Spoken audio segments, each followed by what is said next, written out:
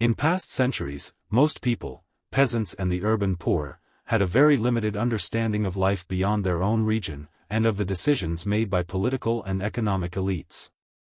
This lack of knowledge went hand in hand with a similarly limited ability to influence events, which made external affairs feel psychologically distant. The absence of information reduced not only awareness, but also the level of constant anxiety tied to other people's conflicts. The modern situation is fundamentally different.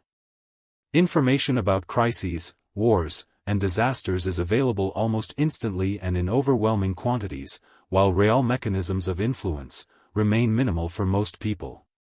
This gap, between knowing and being able to act, creates persistent tension. One way this tension is resolved is through the public expression of moral positions. The media environment amplifies this dynamic. News is delivered in formats designed primarily to capture attention and provoke emotional reactions, striking visuals, personalized stories, short slogans. Context, historical background, and the structural causes of events become secondary. Engagement happens quickly, often before any coherent understanding of the situation has formed. Under these conditions, moral judgment becomes an accessible and low-cost action. It does not require fact-checking, does not imply responsibility for outcomes, and rarely demands further involvement. This makes it possible to speak of a phenomenon that can provisionally be called moral tourism, a brief, emotional immersion in other people's conflicts, without sustained engagement or acceptance of risk. This form of involvement is not necessarily cynical or consciously hypocritical. On the contrary, it often rests on genuine emotions, compassion, outrage, a sense of injustice. Yet the structure of this participation is inherently limited. Other people's suffering becomes an object of moral sentiment, rather than practical obligation.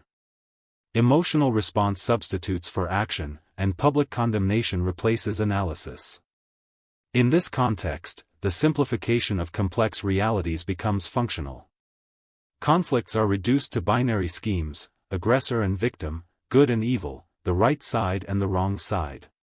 Such reduction makes moral orientation easier, but it erases contradictions, historical compromises, and the ambiguous motivations of those involved. Moral clarity is achieved at the cost of explanatory depth. At first glance, the opinions of outside observers should not matter in conflicts, in which they are not participants. Yet in a world of global media and international politics, the cumulative effect of these judgments can become a source of pressure. Public opinion shapes expectations, sanctions regimes, reputational costs, and the boundaries of acceptable behavior. At the same time, the moral standards imposed by a global audience are often formed outside the specific historical and social context of the conflict itself. This creates a paradoxical situation.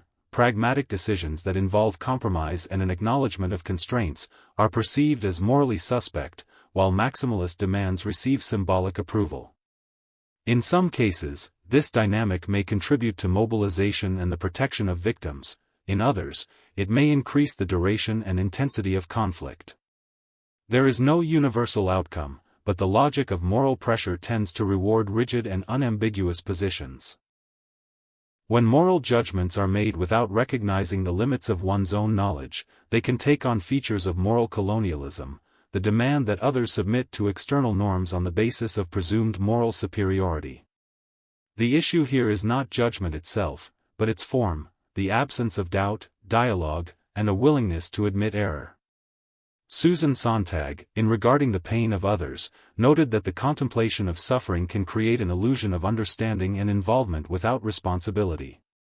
Pascal Bruckner, in The Tyranny of Guilt, analyzed a similar mechanism at the level of collective morality, describing self-criticism and repentance as symbolic gestures, not always tied to real change. In both cases, the moral stance minimizes personal cost. At the same time, it is important to note that self-reflection and external criticism are not inherently useless. The problem arises when they become ends in themselves, replacing understanding and action. The boundary between responsible moral judgment and moral tourism does not run along the line between speaking and remaining silent, but along the line of willingness to bear consequences and to acknowledge the complexity of reality. Moral tourism can be defined as a short-term, emotional, and public immersion in someone else's moral context, without the need for deep understanding or acceptance of consequences. Its key features are distance, the absence of social, historical, and material involvement. Publicness, the expression of a position in a form oriented toward audience approval. Low cost, the ability to exit the discussion without loss or obligation. Such behavior is often perceived as virtuous because it satisfies important psychological needs. In conditions of perceived powerlessness, moral condemnation creates an illusion of action and restores a sense of agency. Collective outrage, in turn, forms temporary communities that require neither shared history nor agreement on facts. Emotional alignment is sufficient. The Internet has radically intensified these mechanisms. It turns fragmented images of other people's suffering into a constant background, and offers the user the roles of observer, commentator, and judge all at once. At the same time, the historical link between speech and risk weakens. Public judgment rarely entails direct consequences for the speaker. This does not mean that moral expression has lost its value. Rather, the conditions under which it is produced and received have changed. In an environment where immediate reaction is rewarded, and doubt is interpreted as weakness or complicity, the space for moderation shrinks.